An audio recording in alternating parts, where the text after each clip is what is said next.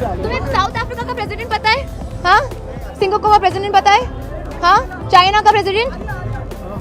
Don't ask if you don't know bro. Boycott करने वालों, तुम्हारी ये औकात नहीं है कि मेरी फिल्म का बॉयकॉट कर सको और मेरी फिल्म को फ्लॉप करा सको। आलिया भट्ट सीधे सीधे तौर पर ये करिए कि मैं अब वो आलिया भट्ट नहीं हूँ जिसे लोग बेवकूफ कहते हैं। अब मैं जनता के सामने लिबिर लिबिर नहीं करती हूँ। हमको चाहिए फुल इज्जत और इनको देगी इस देश की जनता बाबा जी का ठुल्लू। मुझे अपने घर जाना है। इंडस्ट्री कितने बड़े झूठे और चुट्टे लोगों से भरी है ये हमें मत सिखलाओ। ऐसा लग रहा है कि पूरा का पूरा बॉलीवुड बहुत बड़े लेवल पर पागल हो चुका है। इनकी बुद्धि जो है वो भ्रष्ट हो चुकी है। इन सभी लोगों ने उस हाई क्लास का चरस फूंक लिया है जिसके बाद इनकी बुद्धि जो है वो 7वें आसमान पर पहुंच गई है और 7वें आसमान पर पहुंचने के बाद ऐसी ऐसी बगैती वाली बातें कर रहे हैं जिसे सुनने के बाद इस देश की जनता जो बॉलीवुड की फिल्मों का बॉयकॉट कर रही है वो इन्हें वहां से ऐसे खींचकर जमीन पर पटकती है कि इन्हें होश आ जाता है। फिर ऐसा लगता है इन्हें कि अरे यार ये मैंने क्या बोल दिया, मैंने तो जोश जोश में कुछ ज्यादा ही जोश भरी बातें कर दी और हमारी तो फिल्मों का बॉयकॉट हो रहा था, अब तो हम जमीन पर आ गिरे हैं। और जब तक इन्हें होश आता है तब तक इनकी फिल्में सुपर डुपर फ्लॉप हो चुकी होती है। आलिया भट्ट ने अब जो बाइकआउट करने वालों के लिए जो बात कही है वो करीना कपूर की बातों से भी कहीं ज्यादा जहरीला है।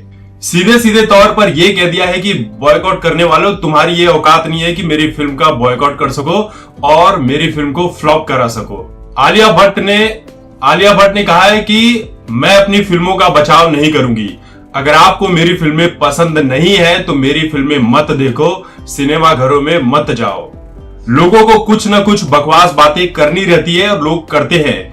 मैंने गंगूबाई नाम की एक सुपर डुपर हिट फिल्म दी है, तो बताओ जीत किसकी हुई, मेरी हुई या बॉयकॉट करने वालों की हुई? मैं अपने आप को, अपनी फिल्मों को तब तक फ्लॉप नहीं मान सकती हूं जब तक मेरी फिल्म वाकई में फ्लॉप ना हो जाए। मैं अपनी फिल्मों के जरिए ये साबित कर दूंगी कि मैं योग्य हूं। कोई मुझे बॉयकॉट नहीं कर सकता, कोई मेरी फिल्म का विरोध नहीं कर सकता, मेरी फिल्म फ्लॉप नहीं करवा सकता। आखिर ये बेवकूफी वाली चर्चा आई कहां से? इसका कोई कारण ही नहीं है। मतलब एक एक लाइन को अगर आप ध्यान से सुनेंगे तो समझ जाएंगे कि आलिया भट्ट इस देश की जनता को जो बॉयकॉट कर रही है उसे सीधे सीधे तौर पर खुली चुनौती दे रही है कि तुम्हारी कोई औकात नहीं है कि मेरी फिल्म का बॉयकॉट कर सको। मैं अपने टैलेंट पर अपनी फिल्में हिट कर लेती हूँ। मतलब ये बॉयकॉट करने वालों को उस गली मोहल्ले के नुक्कड़ पर खड़े वो दो चार लुखे टाइप का समझ रही हैं जो फिल्मों का बॉयकॉट कर रहे हैं, जिनके पास कोई काम धंधा नहीं है, जो बेरोजगार है। भैया दूसरों के चैनल की बात नहीं कर रहा हूं, मेरे अपने चैनल पर इस देश के बड़े बड़े कंपनियों में काम करने वाले लोग कमेंट करते हैं और रिटायर्ड फौजी तक कमेंट करते हैं। बहुत सारे लोग बातें करना चाहते हैं, अपनी बात रखना चाहते हैं कि सर आपका नंबर शेयर कीजिए, हमें और भी कुछ बात कहनी है, लेकिन मजबूरी ऐसी होती है कि हम कहां कहां पहुंच पाए। तो ऐसे ऐसे लोग कमेंट करते हैं और सिर्फ ये मेरे चैनल पर ही नहीं कर रहे होंगे, उन तमाम यूट्यूब चैनल्स पर और मीडिया वेबसाइट के कमेंट के नीचे कर रहे होंगे जहां पर ये चीजें देखने और सुनने को मिलती है। जिस गंगूबाई को Alia Bhatt super duper hit बता रही है, जरा एक बार जाकर संजय लीला भंसाली से उसका सही आंकड़ा पूछ ले तो समझ में आ जाएगा कि गंगूबाई कितनी बड़ी हिट रही है और कितनी बड़ी सुपर डुपर फ्लॉप रही है। इंडस्ट्री कितने बड़े झूठे और चुट्टे लोगों से भरी है ये हमें मत सिखलाओ। आलिया भट्ट सीधे सीधे तौर पर यह करिए कि मैं अब वो आलिया भट्ट नहीं हूं जिसे लोग बेवकूफ कहते हैं। अब मैं जनता के सामने लिबिर लिबिर नहीं करती हूं।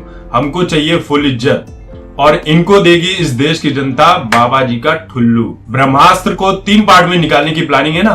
पहला ही अगर हिट ना हुआ तो दूसरे तीसरे पार्ट का क्या करोगी? उसका अचार डालोगी? तो ये जो तुम्हारी अकड़ है ना, ये ब्रह्मास्त्र की रिलीज के बाद सड़क पर आने वाली है, इस बात को ध्यान रख लेना।